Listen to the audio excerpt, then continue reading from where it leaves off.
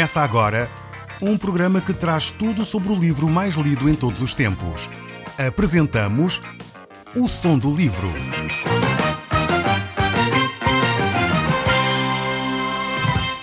Seja muito bem-vindo. Neste podcast vai encontrar o livro mais conhecido e lido em todo o mundo.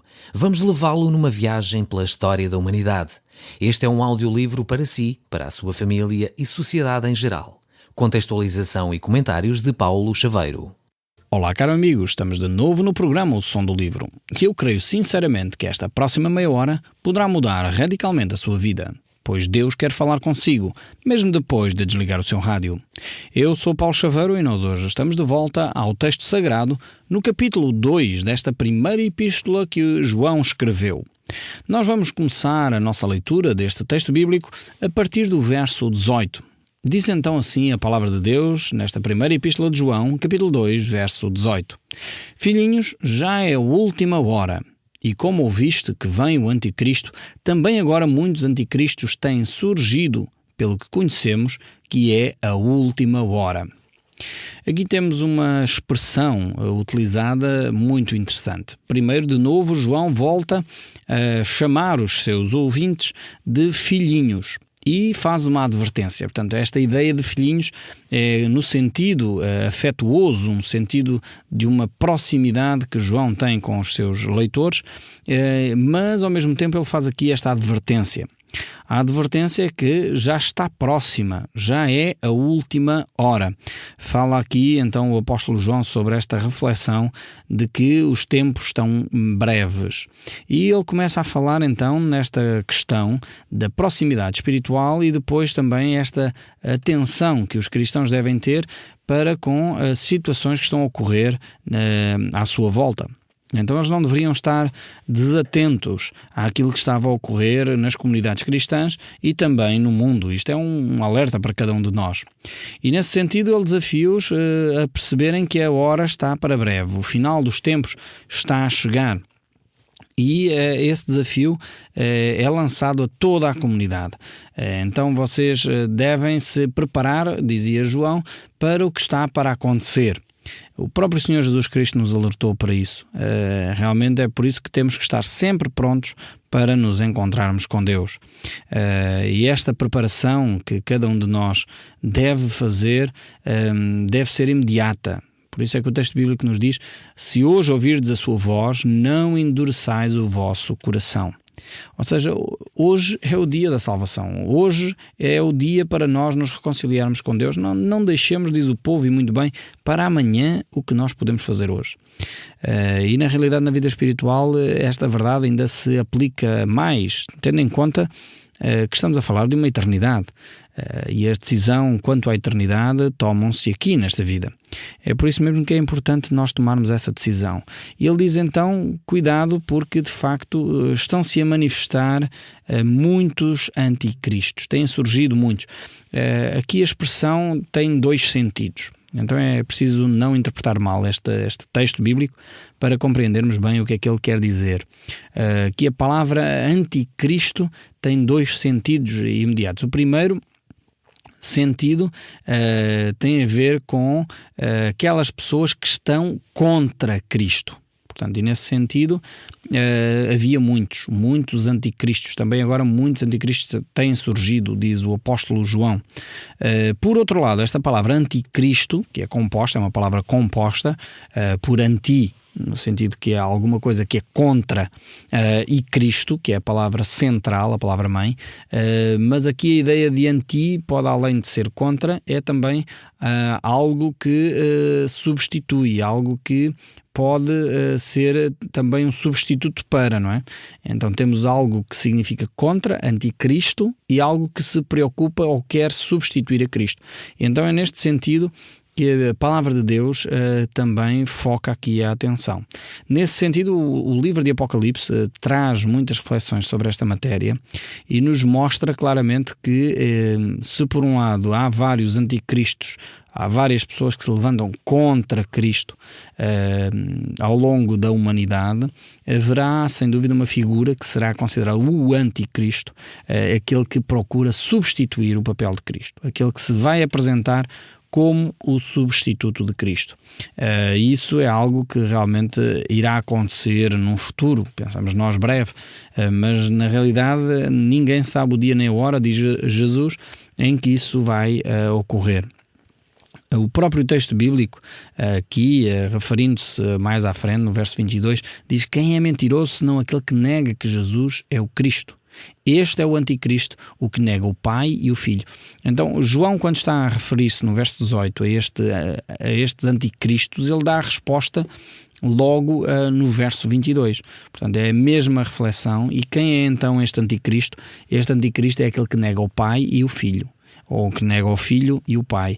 É a mesma lógica. Então, tudo aquilo que se apresenta como negando a divindade de Cristo, negando a autoridade de Deus Pai, de alguma forma se apresenta como um anticristo. É alguém que se opõe ao ensino de Cristo. Há muitas pessoas no nosso meio que olham para Jesus e dizem: não, Jesus foi um bom homem, Jesus foi um bom profeta. Há pessoas que fazem isto por ignorância, porque não conhecem as Escrituras. Outros fazem isto porque se opõem a Cristo, querendo diminuir a pessoa de Cristo. E de alguma forma João diz que estes são de alguma maneira anticristos, no sentido que se opõem a Cristo. Não é aquela figura típica do anticristo que vai assumir o governo mundial, vai assumir a posição do líder religioso mundial, não é neste sentido, mas é alguém que se está a opor à presença de Cristo, à divindade de Cristo. E João é muito categórico, porque ele está de alguma forma a fazer uma linha de pensamento manifestando aquilo que era os gnósticos, pondo a nu aquilo que eram os pensamentos dos gnósticos. O gnosticismo, que era uma vertente dentro do cristianismo, ainda hoje continua, infelizmente, nos nossos meios a haver este pensamento gnóstico. Era uma vertente que dizia que não, Cristo não é Deus, Cristo foi um ser que evoluiu muito em termos do seu pensamento, em termos do seu raciocínio, e por isso tornou-se especial. E, infelizmente, ainda hoje há grupos religiosos que têm esta mentalidade gnóstica e vão veiculando estes pensamentos. Aqui o apóstolo João diz claramente que quem se opõe à divindade de Cristo, quem se opõe a Cristo, nesta perspectiva, é alguém que é anticristo. Depois, claramente, o texto bíblico, como eu disse, o livro de Apocalipse, refere-se muito a este aspecto. Haverá uma personagem que de facto vai ser considerado o anticristo, vai personalizar nele mesmo o anticristo. Aliás, no livro do Apocalipse há várias personagens, mas duas delas se destacam, que é um líder político, que é a besta que sai do mar e a besta que sai da terra, e há um líder religioso. Então estes dois líderes vão governar o mundo, e haverá um profeta que de alguma forma será alguém que vai veicular os ensinos destes líderes mundiais. E nesse sentido o livro do Apocalipse, capítulo 13, refere muito a estas personagens, e quando lá chegarmos ao estudo do livro do Apocalipse, iremos dedicar uma atenção cuidada a estes aspectos, porque realmente é algo extremamente importante percebermos como é que estas personagens se vão desenrolar no nosso mundo. É possível que já existam entre nós, não sabemos, mas ao mesmo tempo claramente o cenário está pronto para que esta personagem se manifeste, como diz aqui o apóstolo João.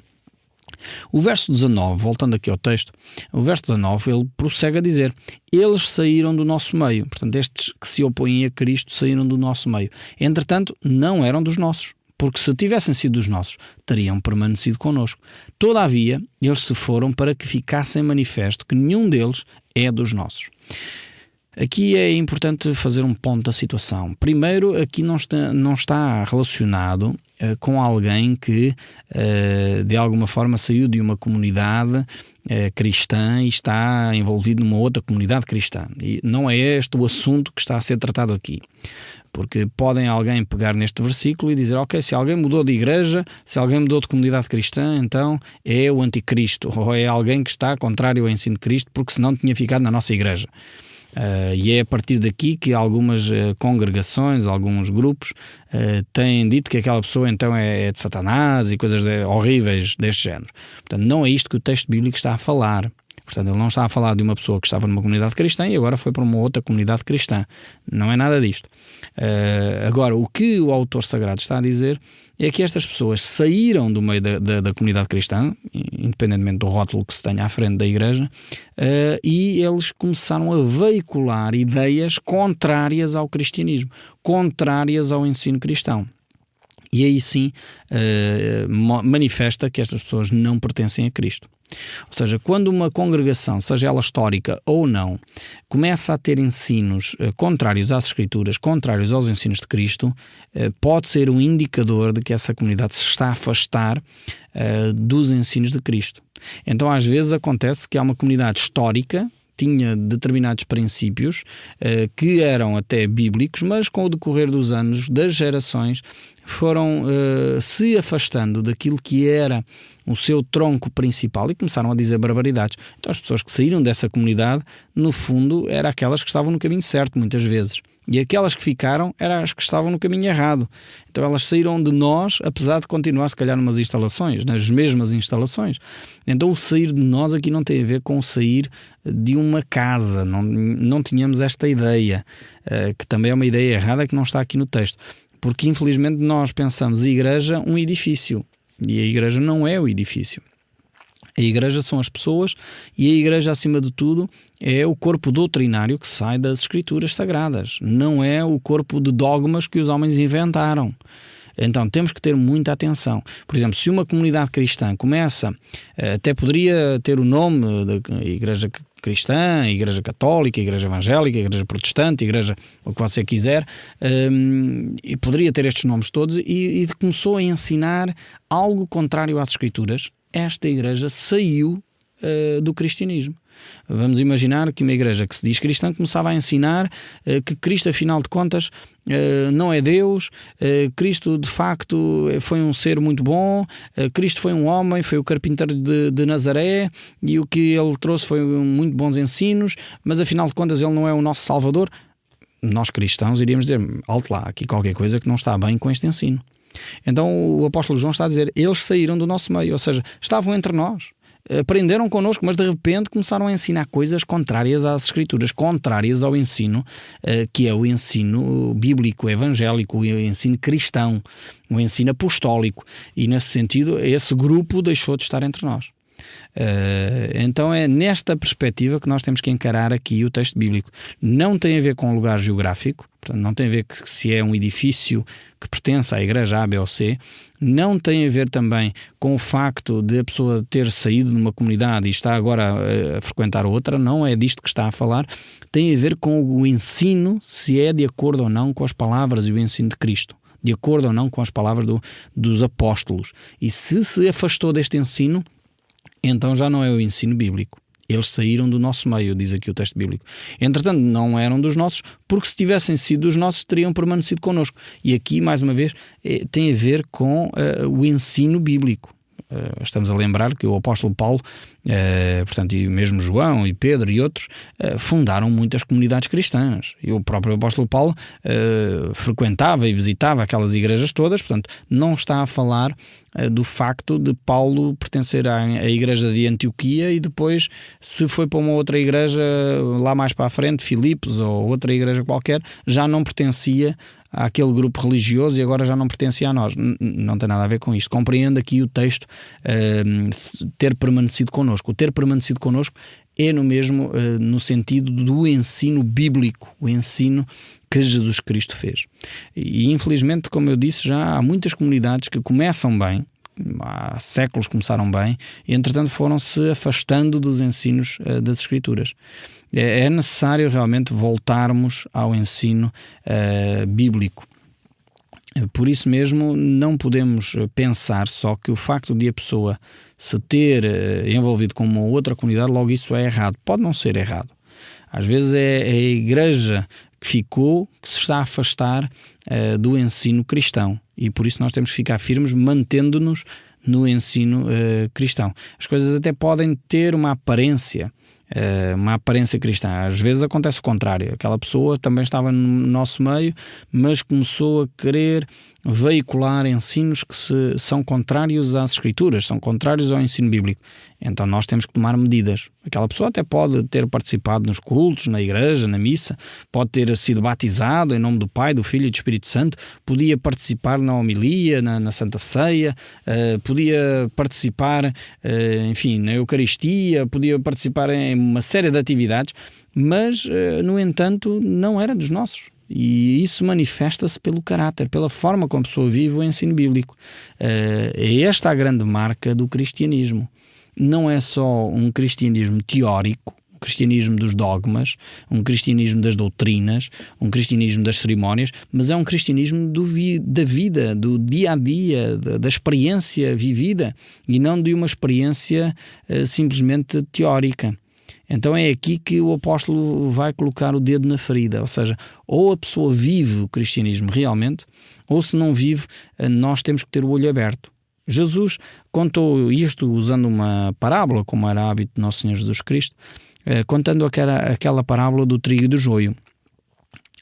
Jesus conta que houve um agricultor que lançou trigo e, entretanto, durante a noite veio o seu inimigo e lançou joio.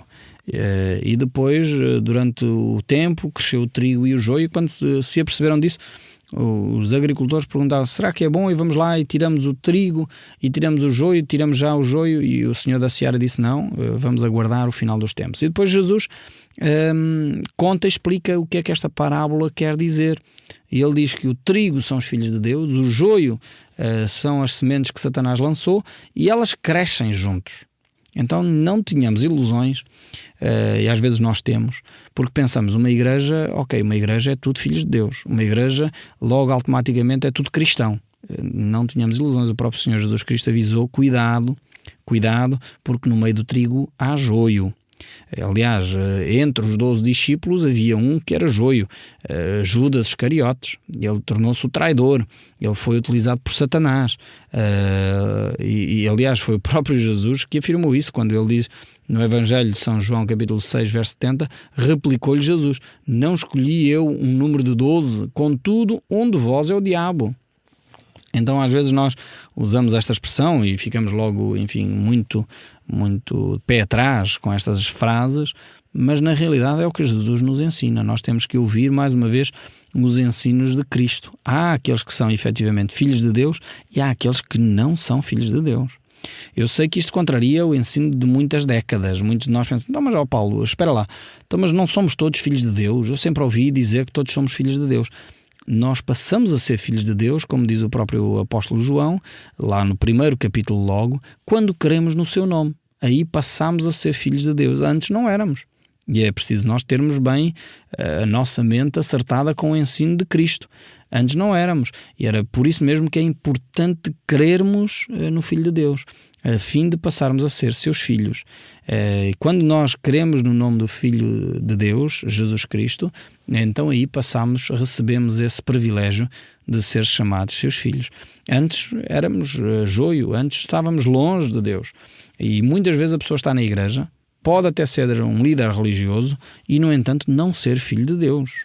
E, mais uma vez, tu estás a ficar preocupado: mas como é que isso é possível? A pessoa vai à igreja, pode até conhecer muito da Bíblia e não é filho de Deus. É verdade. Leia o Evangelho de João, mais uma vez, capítulo 3. Quase que lhe iria dizer, depois nós conversamos. Mas como não temos muito tempo, eu vou explicar. O capítulo 3 é aquela história lindíssima que Jesus relata de Nicodemos. Nicodemos quem era? Nicodemos era um líder religioso da sua época, era um sacerdote daquela época. E ele chega durante a noite, perto de Jesus, com uma pergunta, reconhecendo a mestria de Cristo, reconhecendo a autoridade de Jesus, e Cristo tem necessidade de lhe explicar o beabá da vida espiritual.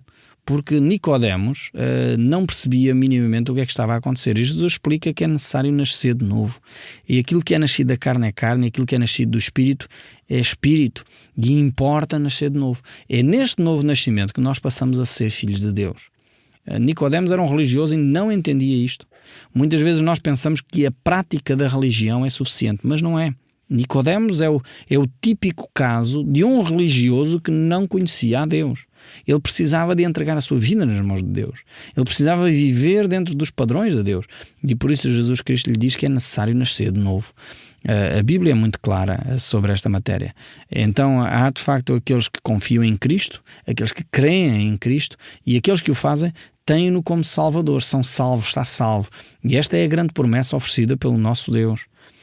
Notemos aquilo que diz o apóstolo Paulo na carta aos Gálatas, no capítulo 6, do verso 14 e 15, ele diz: mas longe esteja de mim gloriar-me senão na cruz do nosso Senhor Jesus Cristo, pelo qual o mundo está crucificado para mim e eu para o mundo.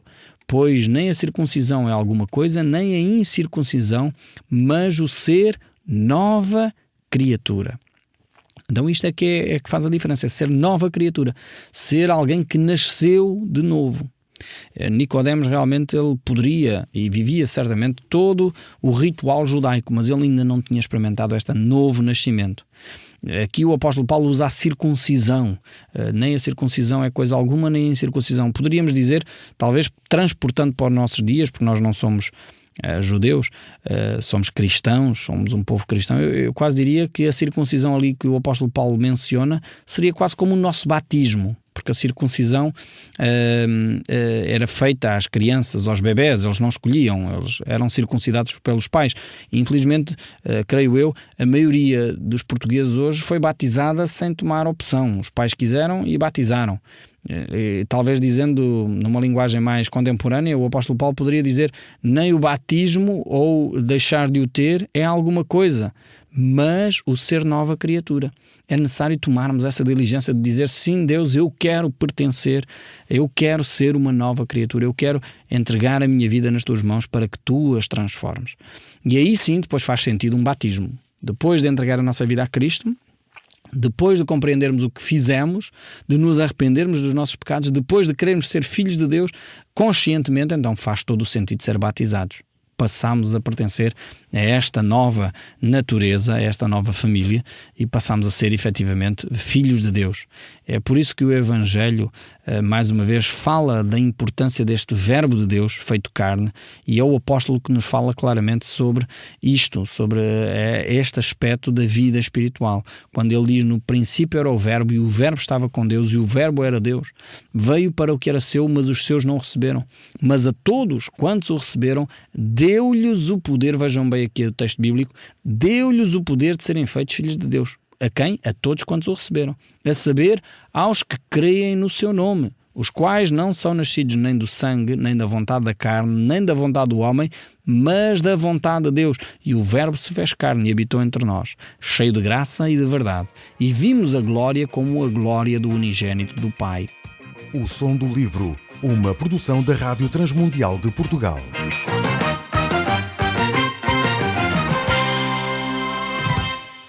RTM. Conhece todos os nossos programas em rtmportugal.org. Uma produção da Rádio Transmundial de Portugal.